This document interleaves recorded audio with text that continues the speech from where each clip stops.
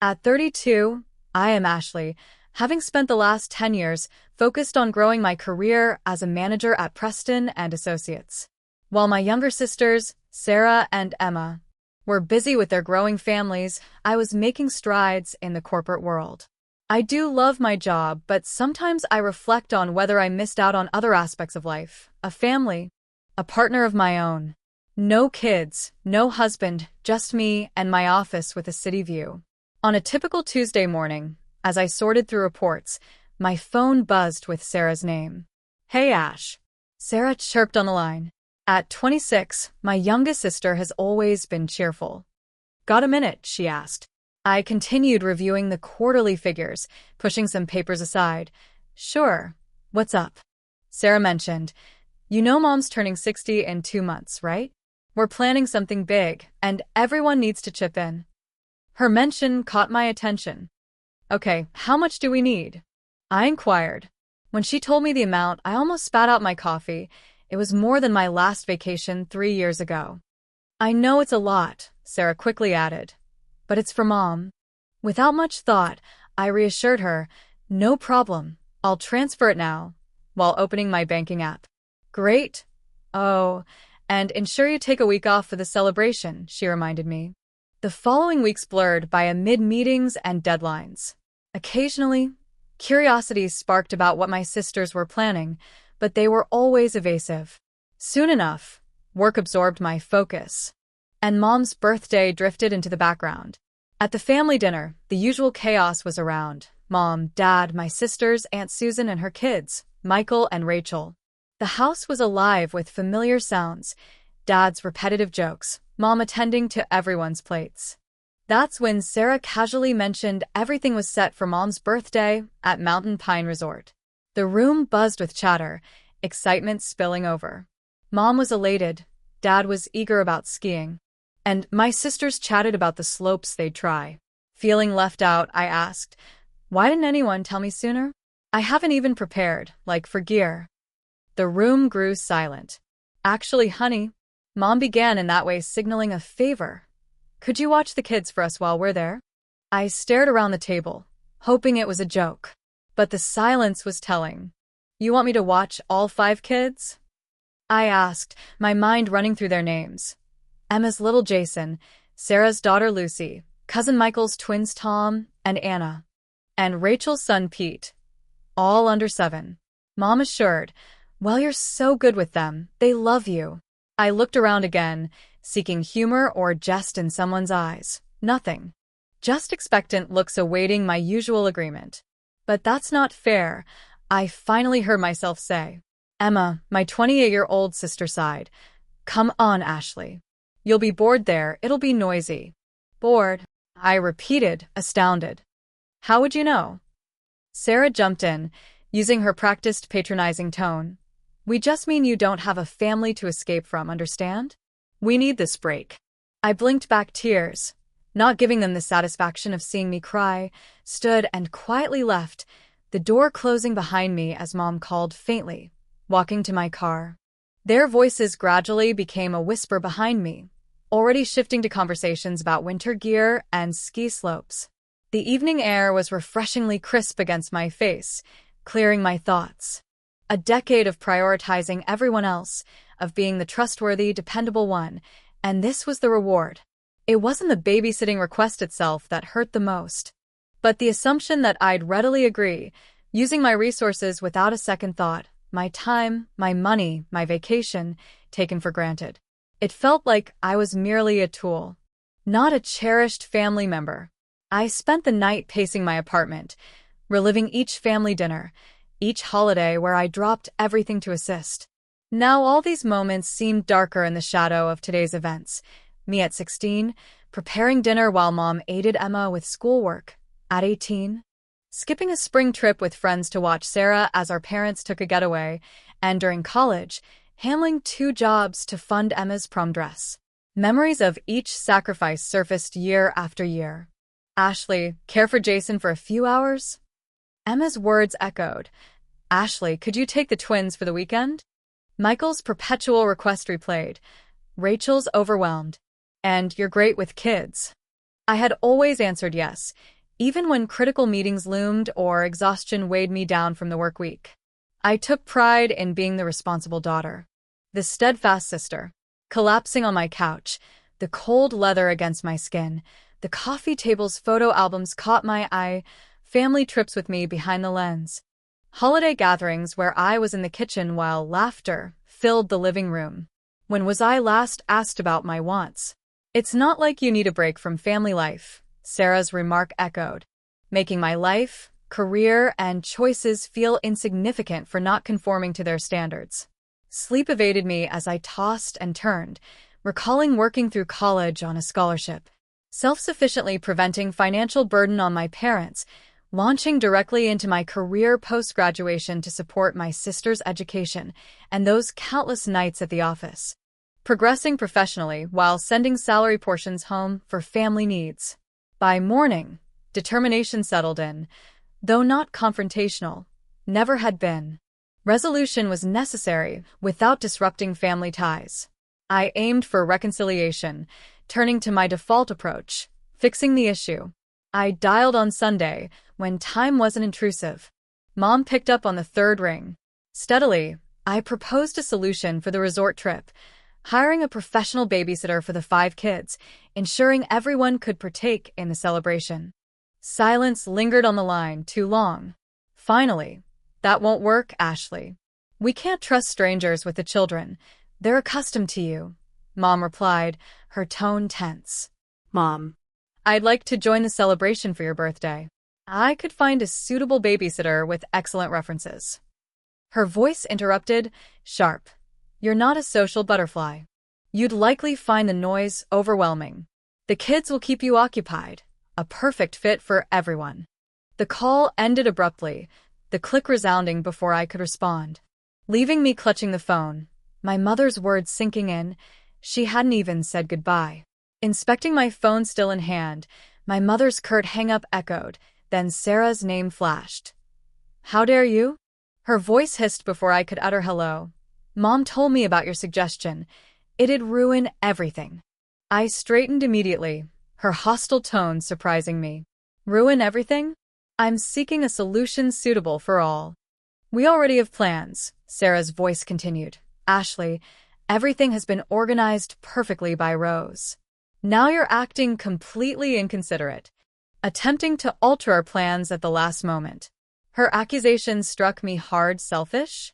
"Yes, absolutely, you are. We've been coordinating this for weeks. Everyone is looking forward to it. The resort is booked, the activities are set, and now you want to disrupt everything simply because you can't accommodate one thing for the family?" My hand began to tremble. "One thing? Are you serious? If you destroy this trip for everyone, if you ruin Mom's birthday celebration, don't bother speaking to me again." "I'm serious, Ashley." The line disconnected. I sat there, shocked by my younger sister's threat, when my phone buzzed with incoming texts. The first read, "Our family needs to stick together." Another message followed, "We all support each other. Remember when I took care of your plants last year while you were at that conference?" And another, "The kids adore you. Why can't you set aside any resentment and consider what's best for the family?" My fingers flew across the keyboard as I responded. A true family doesn't exploit one another, respects each other's desires, and includes everyone in their plans, without manipulation and guilt-tripping. I watched the typing indicator appear and disappear without a reply coming. That's when comprehension dawned. The way they asked for money without explaining. The careful suggestion to take time off work without mentioning the resort. The way they presented their plans at dinner as if everything was finalized. They had plotted this while I worked long hours, while I cared for their kids, while I played the role of the ideal daughter and sister. They had used my finances, manipulated my schedule, and planned to leave 5 children with me without discussion.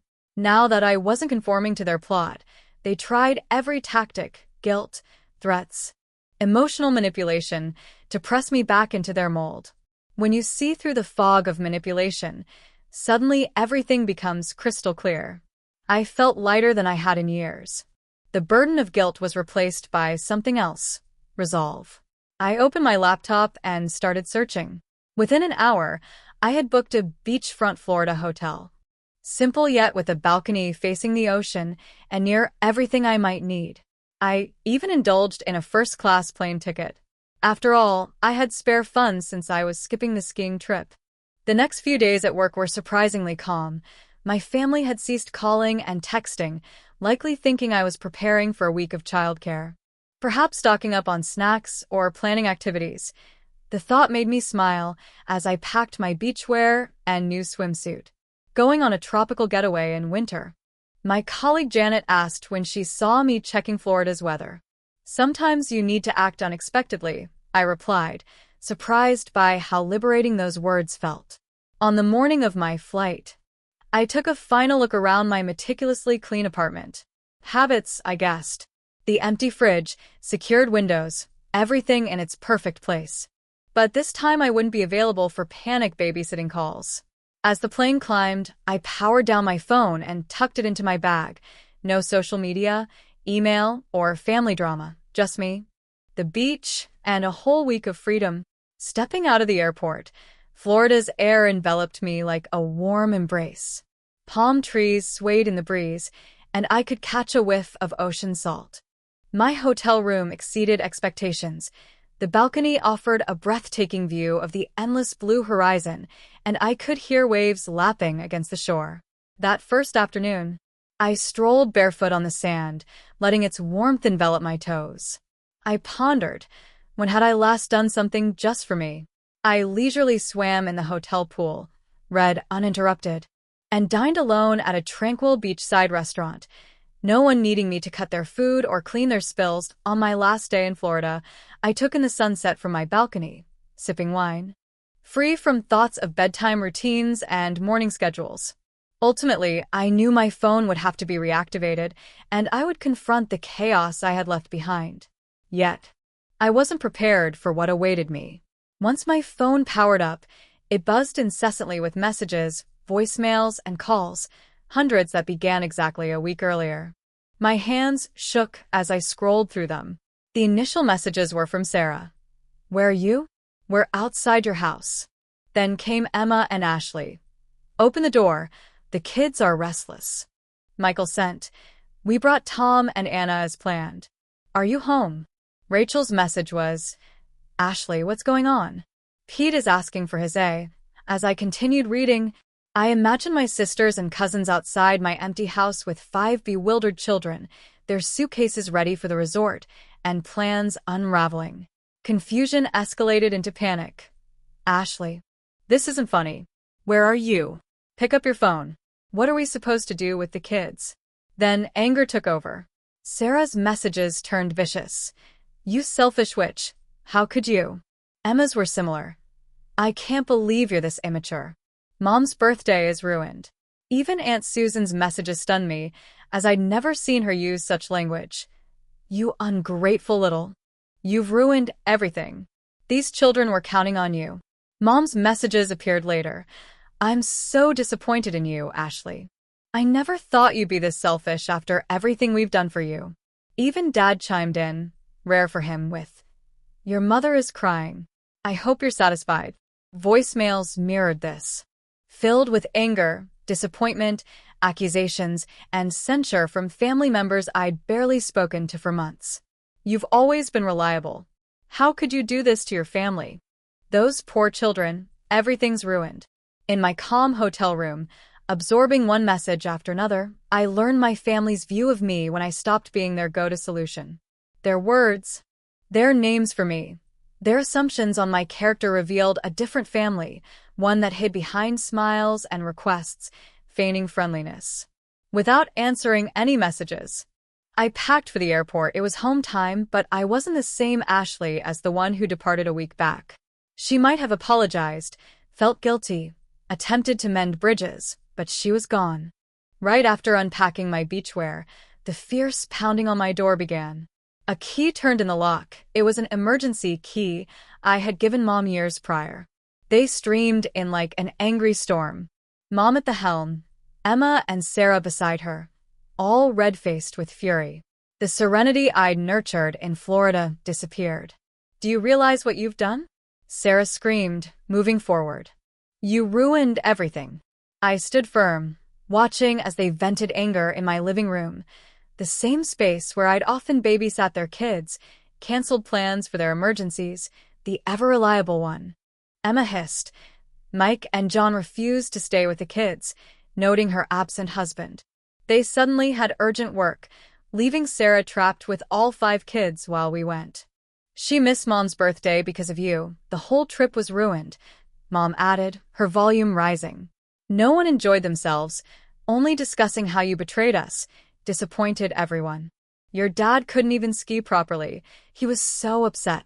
As they ranted, trying to outdo each other's grievances, each expressing disappointment and outrage. It all struck me as absurd until something within broke, yet not as they expected. I laughed. My laughter cut through their accusations. They paused, gaping as though I'd gone mad. What's so funny? Mom demanded, her face darkening. What's funny about any of this? Wiping away tears of laughter, I paused to address Emma. Do you really not comprehend how ludicrous all of this is? I asked, perplexed by the absurdity of the situation. Absurd? Emma sputtered in disbelief. What's absurd about secretly planning this whole trip? I interrupted her, chuckling at how unchanged their perspective was. You made decisions without consulting me, assuming I'd automatically agree to watch your children, I explained as my laughter subsided. You took my money, told me to take time off work, and expected everything to align with your plans. Now that things didn't go as planned, you portray me as the villain here. Mom's voice, now smaller, chimed in, but you've always helped us before. Exactly, and that's the issue, I retorted. By always assisting you, I became someone you took advantage of, seeing me as free childcare rather than a daughter or sister. That's not true, Sarah protested weakly. Oh, really? I challenged her, raising an eyebrow. Why was I not involved in the planning? Why didn't I get a say in whether I wanted to join the resort trip? Why did you presume I'd be content to remain behind with 5 children while everyone else celebrated? I looked at their faces, hoping for glimpses of acknowledgement or understanding. Instead, I saw their expressions hardening. You're being selfish, Mom responded coldly. You've ruined my birthday, hurt your sisters, and disappointed the kids.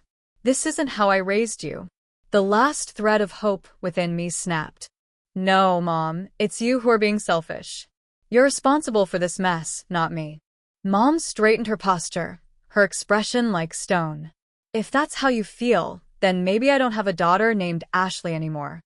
If that's what you want, Mom, I said quietly, then let it be so. It's been 6 weeks since that final living room confrontation, 6 weeks of silence only interrupted by occasionally noticing veiled family posts on social media. Last week, Mom commented, some people only think about themselves, met by sympathetic responses from relatives and friends who knew her version of the story. Sarah posted yesterday, family should always come first, featuring a photo of her daughter with a caption, so blessed of people who know what that means. Emma's latest post was a lengthy paragraph on toxic people who destroy family bonds with selfishness. Though she didn't tag me, everyone knew whom she was referring to. Just months ago, these posts would have upset me, spending hours of unsent responses and sleepless nights wondering if they were right. But now I scroll past, sometimes smiling at the predictability. I've changed my routine. Instead of being on standby for emergency babysitting calls over the weekend, I joined a local book club. It felt unusual at first, sipping coffee on a Saturday morning without the anxiety of a ringing phone. Recently, I booked another holiday, a trip to Europe in springtime. For once, I didn't need to worry about anyone else's schedule. I merely saw an opportunity and seized it. In quiet moments, I think about my nieces and nephews. I miss them, but not the way they were used as weapons against me. I hope one day they'll understand, even perhaps recognize these patterns in their lives and choose differently. Still, I have the emergency key Mom used the last day. Each time I consider mailing it back, something stops me. Maybe a part of me hopes one day they'll understand their actions and expectations' unfairness. Realizing family doesn't mean sacrificing oneself for others' needs alone. But I'm not waiting for that day anymore. I've stopped putting my life on pause for their approval or understanding. For once, I'm prioritizing myself, and it feels liberating. Yesterday, I deleted the family group chat. No announcement, no explanation, just a quiet removal of another burdensome obligation. Some might deem this selfish. My family certainly does. But I've grown to understand there's a difference between being selfish and practicing self-respect. Often, the healthiest choice is stepping away from those who can't appreciate your worth beyond what favors you provide.